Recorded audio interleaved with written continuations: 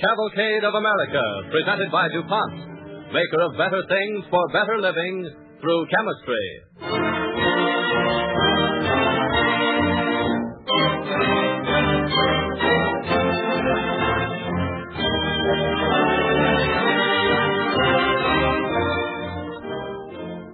The Cavalcade of America brings you a drama inspired by the life of Edgar Allan Poe, the brooding genius whose stories and poems left an authentic American imprint upon the literature of the world. Our radio play was especially written by Norman Roston, based on research on the life of Edgar Allan Poe by Victor Thaddeus. Our star is Carl Swenson of the Cavalcade Players. The orchestra and the original musical score are under the direction of Don Voorhees. DuPont, maker of better things for better living through chemistry, presents Carl Swenson as Edgar Allan Poe on the Cavalcade of America.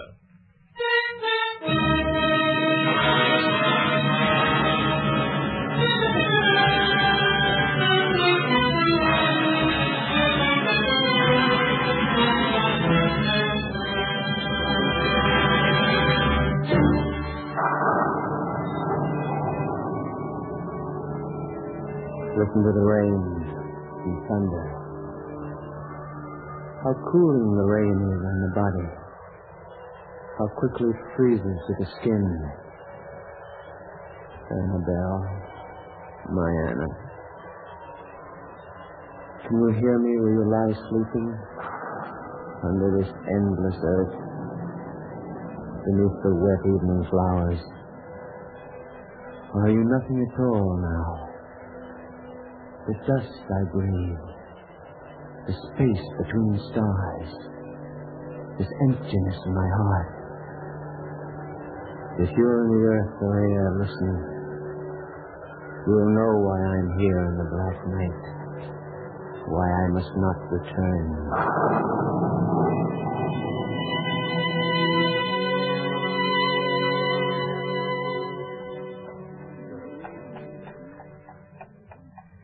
It was many and many a year ago, in a kingdom by the sea, that a maiden there lived whom you may know by the name of Annabelle Lee. Is my name printed that way, Annabelle, in all the copies? Well, I couldn't use the names of any other girls. The rhymes wouldn't work out. I see, Mr. Edgar Allan Poe. I'm merely a rhyming coincidence. Just think of the thousands of readers of my book reading your name aloud, breathlessly. I don't care if you've sold none at all. I know what you've done and what you're going to do. Yes, you do know. You should. You're in everything I write. You're the heartbeat in every line. Here's Brown's bookstore. Oh. Shall we go in, sir, and see how your books are selling? Good day, Mr. Brown.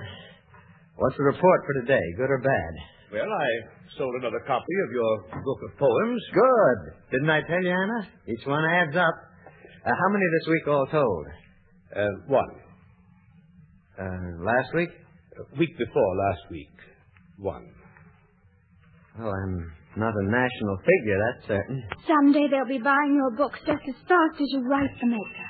Oh, here comes the Milford Bard, and I imagine with his usual recitation. Oh, how priceless is nature's gift in the spring. The beautiful colors on each little bird's wing. You'd better save it for your newspaper, Bard. Yeah, I'll make 'em up as I go along. My poem a day in the paper represents the flower of American literature. Who else you got? Now you take that young fellow Poe. Not a particle of genius. Maybe Mr. Poe here can answer that criticism himself. Oh? You're Edgar Allan Poe? Exactly. Now, sir, I've been reading your daily poem for quite a time, and I want to compliment you. Oh, that's mighty nice of you to say. Yes, I want to compliment you on such a consistent output of trash. Trash, sir? Yes, I remember your gallant couplet of Tuesday last. Would that I were too a bird singing far above the herd. Well, aside from the nobility of theme, I should say your bird and herd rhyme is positively immortal. Hold on, son. I'll bet you $5 I can create more stanzas in 1 hour than you can. Now, there is a fair test of talent. Will you lead off, sir? Shall I start you rolling? Dawn brings up in the morning sky its red and gold artillery. Carry on, O Bard of Milford. See. Subject, gone. Gone. Only 2 lines, Bard. Like this. While from the proud towers of the town, death looks gigantically down.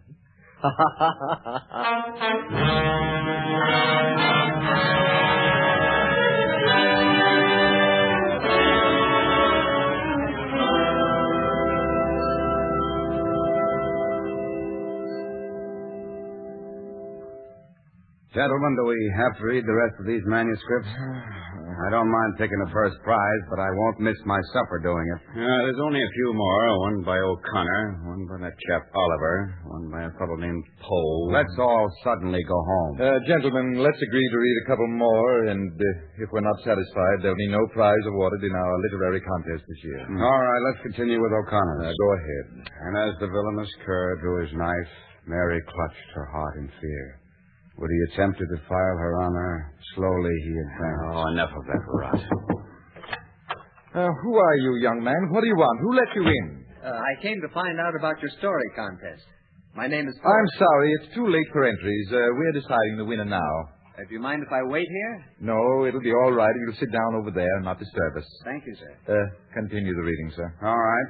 Shall we try this one, gentlemen? It's called Manuscript Found in a Bottle. The bottle part may prove interesting. I doubt it. Here, Mr. Lathrop, it's your turn to read one. Oh, very well.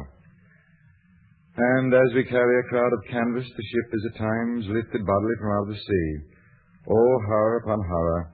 The ice opens suddenly to the right and to the left, and we are whirling dizzily in immense concentric circles, round and round the borders of a gigantic amphitheater, the summit of whose walls is lost in darkness and distance. The circles rapidly grow small. We are plunging madly within the grasp of a whirlpool, and amid a roaring and bellowing and thundering of ocean and tempest, the ship is quivering. Oh, God, and going down. Who wrote that? Let's see. Manuscript found in a bottle by Edgar Allan Poe. Never heard of him, but he gets my vote. And mine. I agree, gentlemen. We'll notify Mr. Poe first thing tomorrow and award him the $50 prize. One moment, gentlemen. Yes, sir. What is it you want, young man? What is it? Well, I'll take the prize now. I'm Edgar Allan Poe.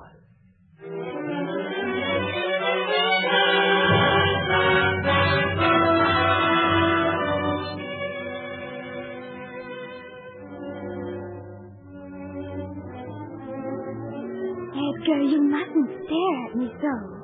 The other dancers are watching us. Fine. Let them watch. Some of the most blue-blooded and black-hearted people of the state are watching us dance. How did we ever get an invitation? Edgar Allan Poe, my dear Anna, is becoming a literary figure. He's a subject for gossip. He's been known to frighten little children on the street merely by his ghostly presence. Edgar, no. And right now, they're listening to us laugh. What devilish scheme has he in store for that lovely girl, they're saying? What devilish scheme have you in store, sir? Oh, shall we say a journey to the bottom of the sea, perhaps, or a visit to the interior of a star. Is that all? Tonight it's more than a star. It's a universe. I want to marry you, Anne, and keep you with me forever. Forever is not a safe word for me. It's not a word to come true. Edgar, I'm ill. Oh, Anna. Come, we'll sit down. Don't worry, darling. I'll take you to the land of green fields, and you'll heal inside. And I'll work. Work as never before for both of us. Oh, come with me, Anna. I'll guard you against winter. Perhaps I can give you wings to fly again.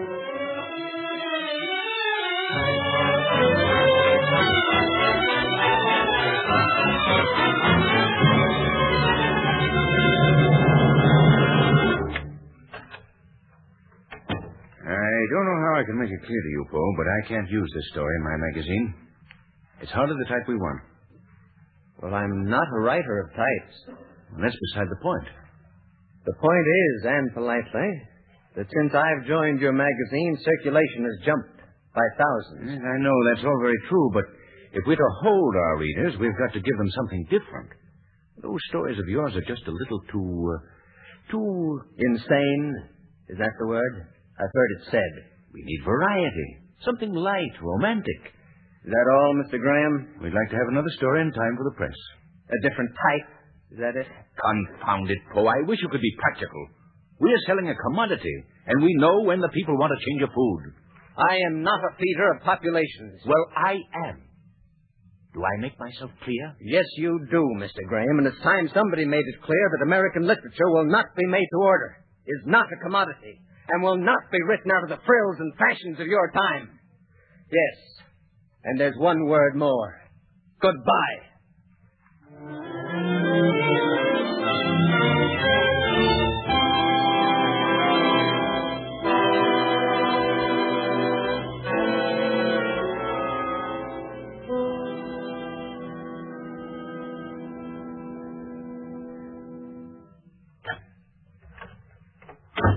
Edgar, what's the matter? Commodity, eh? Write it to order. Feed the public. They know what ought to be written. Let them tell you. What are you saying, Edgar? Anything rather than be a spigot to turn on for their thirst. Here. Sit down beside me, dear. Oh, forgive me, Anna. Oh, Anna. Anna. It's all right. It happens, and that's all. Now you have your new poem to finish. Finish your raven quickly before he flies away. No, you're cold. You should have a large blanket of wool. I let Caliban sit on top of me. She's very warm. Just as soon as spring is here, we'll take a trip, Anna. Spring. That's when God comes back and paints everything in green like toys. And birds come back so mysteriously from their distant Egypt. And flowers from their warming earth. Everything that once died comes back again. Edgar, would I come back in some later spring? Yes, Anna. And if I don't, you'll come to me. Yes, my child, I will. Caliban is so fortunate. She has 8 additional lives. How jealous I am of you, Caliban. I'll have you out of this miserable place soon, darling. There's going to be another contest in the Saturday Visitor. I'll enter it, and with the prize money, we'll go away. Yes, Edgar. Or if not, why not a public appeal? A public subscription? I have it. Pennies for Poe. That's good. Edgar, please. Oh. Is this the residence of Mr. Poe, the famous writer? It is. In behalf of the Female Literary Club, may we ask you a few questions?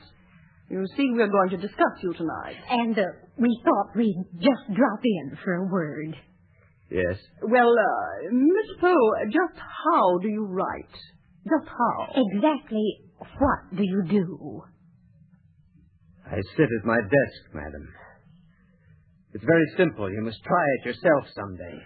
Really? Well, that is a charming point. Yes.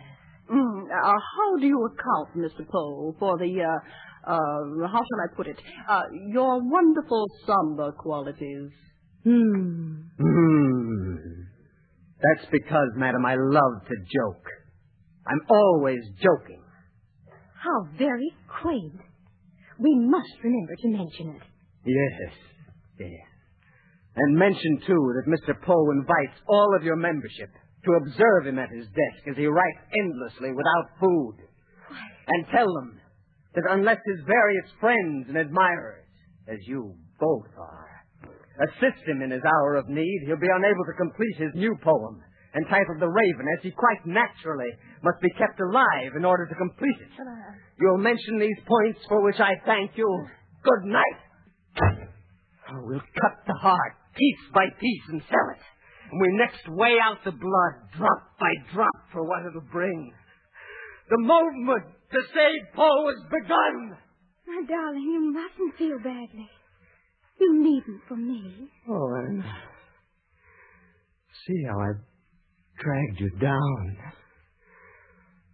I've taken you to the very edge of death.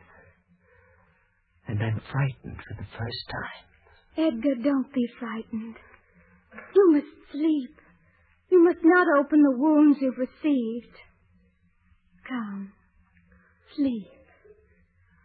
Put your face in the hollow of my throat. Sleep. Rest. My poor, proud boy. Sleep.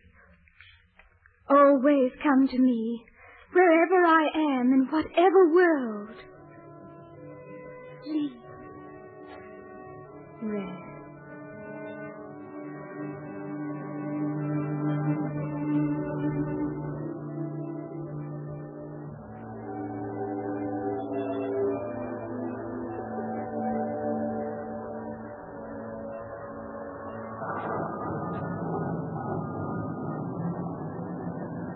I slept that night with your words singing in my heart.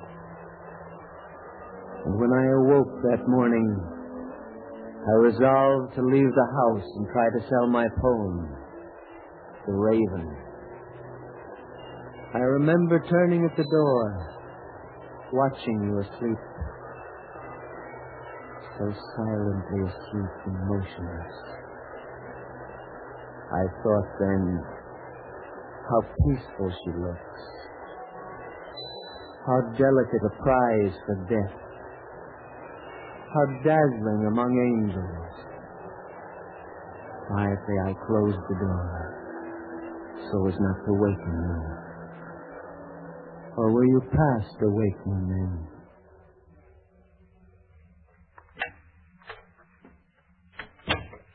Oh, it's you, Paul.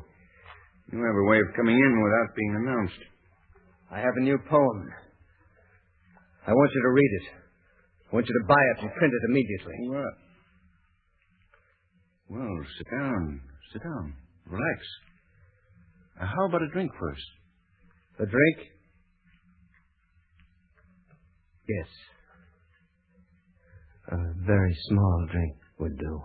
Yes. Well, suppose you give the toast. Here's to a better market for poetry and prose, and all things that do not live as flesh does. That's a toast can stretch for 3 drinks. That was good. Well, let's take a look at this poem. Once upon a midnight dreary, while I pondered weak and weary over many a quaint and curious volume of forgotten lore. Distinctly I remember, it was in the bleak December, and each separate dying ember wrought its ghost on the floor. You skipped 4 lines there. Yes, just getting the idea, sort of. I see you're still dealing in ghosts and goblins. You skipped 4 lines. And I'm not a trader. I don't deal in anything. Do you hear me? Well, I do, Poe. I can't use this stuff. Sorry. It's an experiment in sound. That's never been done before. Can't you understand? Not at first glance. My work is not to be glanced at. It's to be read. Every line of it. Now read it out loud. Every line. Get out of here, Poe. I command you to print it. If it's money you want... Money? I live on air. I breathe promises. You cannot feed pigeons so. Will you print the poem? Let your staff vote on it. I'll read it to them now. Yes, we'll have a reading before the clerks and compositors and all the learned men. Don't try to stop me. Hold on, Poe. Gentlemen! Gentlemen, I beg your attention. Dream to these thoughts for a moment. Deep into that darkness peering, long I stood there, wondering, fearing. You're drunk. Oh, shut up. Give him a chance. Doubting, dreaming dreams no mortal ever dared to dream before.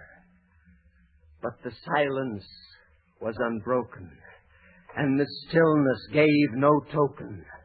And the only word there spoken was the whispered word, Lenore. This I whispered, and an echo murmured back the word, Lenore. Merely this, and nothing more. Shall I read more? Throw him out, Taylor. Is it clear? Is the music in it loud enough? Are they buying internal rhymes this year? Would you like another stanza, the last rhyme? All right. Everybody back to work. That's enough, Poe. Why don't you go home? You're ill. Here's $15. $15?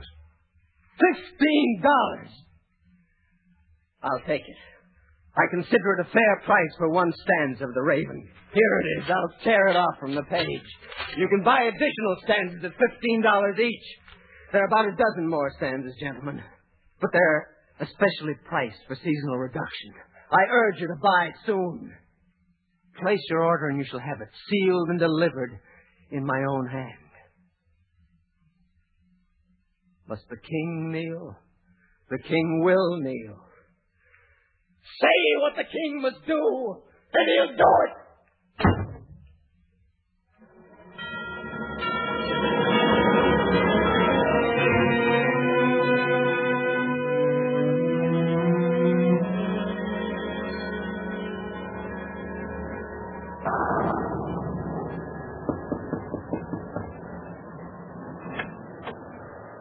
Edgar,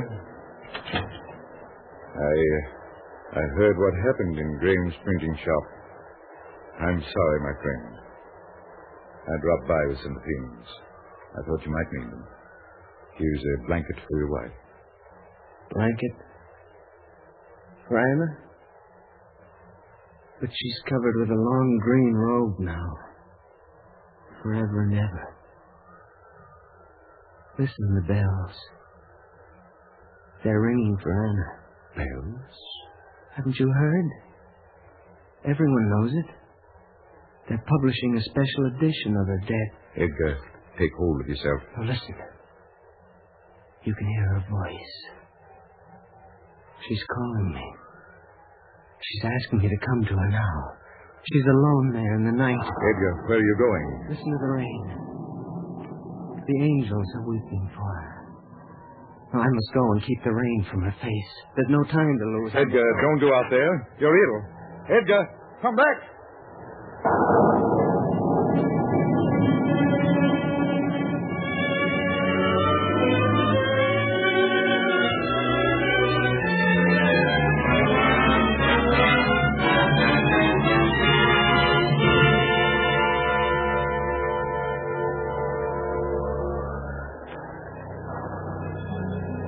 I'm coming to meet you, Anna. I cannot go any further. The rain and cold will put me to sleep quietly. There's a sound of a far ocean in my ears. The stars are turning in the sky beyond those clouds, and the moon somewhere is burning. Listen to the wind.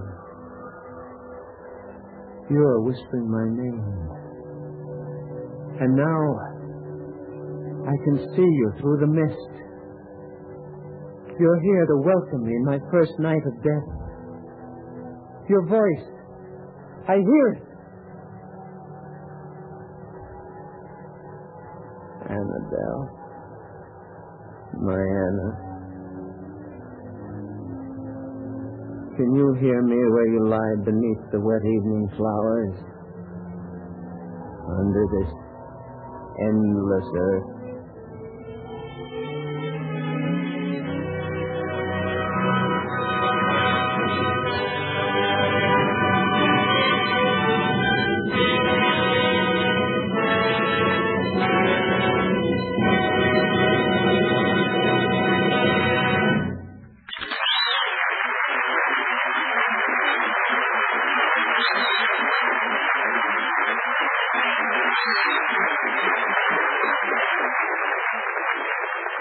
The Cavalcade of America thanks Carl Swenson and the Cavalcade players for their performance of the story of Edgar Allan Poe, America's first great literary genius.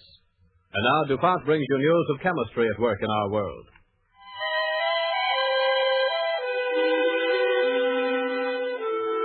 The story of man's progress is the story of the daily bread we eat.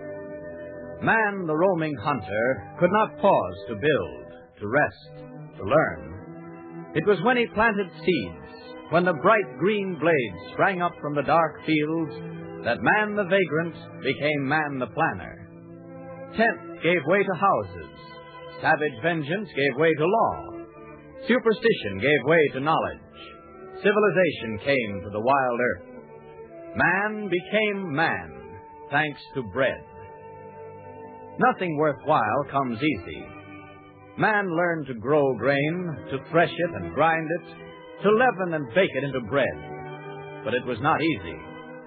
In the fields, birds attacked the green blades, and hordes of insects. Sometimes the golden stalks smutted, and the wheat, once milled to flour, became a temptation to other of man's natural enemies. It was a wonderful new food, but not only man wanted it. Man had learned to bake bread, but it almost seemed that nature meant to steal it away from him again.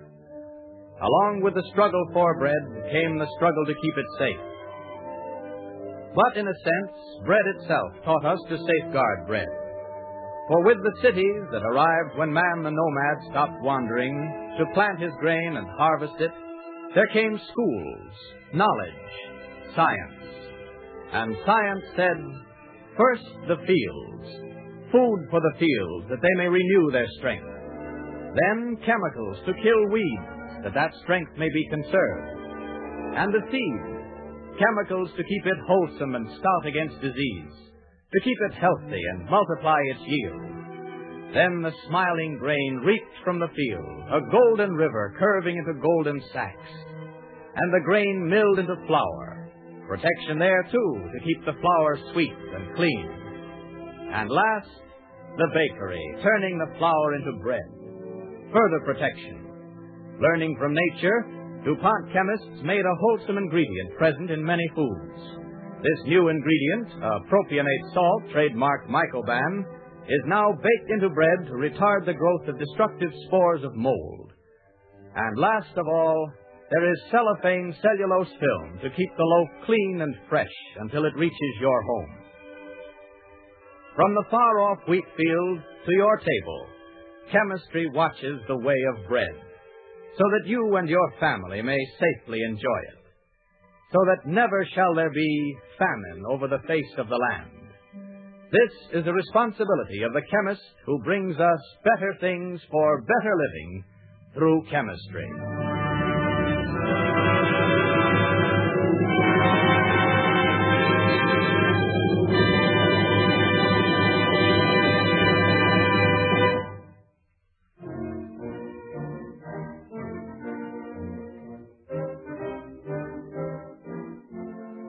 Next week, the Cavalcade of America presents the distinguished American actor Henry Hull. Our play, Voice in the Wilderness, is the story of William Penn and the founding of Pennsylvania, an exciting chapter in American colonization left to us by this man of peace. We hope you'll join us when we present Henry Hull as William Penn on the Cavalcade of America next week.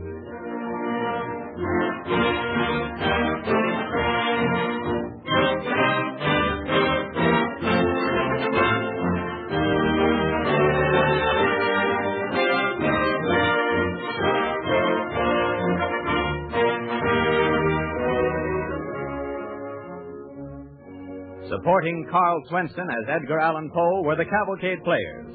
Anna was played by Charita Bauer, Bard by John McIntyre, Graham by William Johnstone, Mrs. Jones by Agnes Moorehead, Mrs. Smith by Jeanette Nolan, and Latrobe by Edwin Jerome. On the Cavalcade of America, your announcer is Clayton Collier, sending best wishes from DuPont.